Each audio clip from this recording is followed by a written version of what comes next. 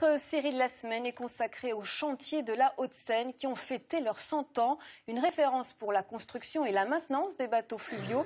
Une entreprise qui s'est beaucoup développée après la Seconde Guerre mondiale. Leurs ateliers sont situés à Villeneuve-le-Roi, dans le Val-de-Marne. Frédéric Ovas et Veit Blumluber.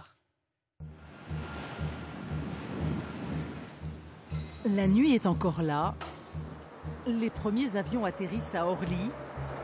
Et déjà, une armée d'ouvriers est à pied d'œuvre.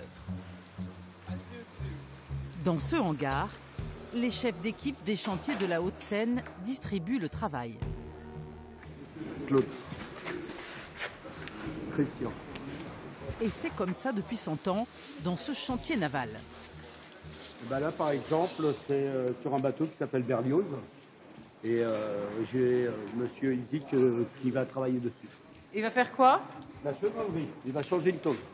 Aujourd'hui, c'est de la mécanique pour monsieur Terran. C'est de la mécanique sur le bateau qui s'appelle l'Hydracène. Sous Yves Montand, aujourd'hui, là, on va finir le remontage des bielles, le graissage. Depuis un siècle, dans ces 1600 mètres carrés d'ateliers couverts et sur ce quai d'armement, on construit, on répare, on transforme des bateaux. Et c'est ici, à Villeneuve-le-Roi, que l'entreprise est née, avec un mariage, une alliance entre deux familles rivales. À l'époque, Paris se chauffe au bois.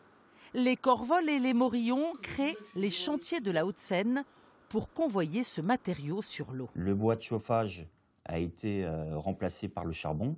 Et là, ils ont dû réinventer leur modèle économique et ils ont utilisé leur flotte et commencé effectivement, comme disait Christian, à creuser à proximité de Paris et de créer des sablières.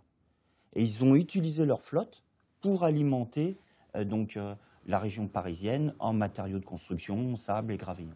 On sortait pratiquement un 38 mètres toutes les semaines. Donc, en quelle année ça?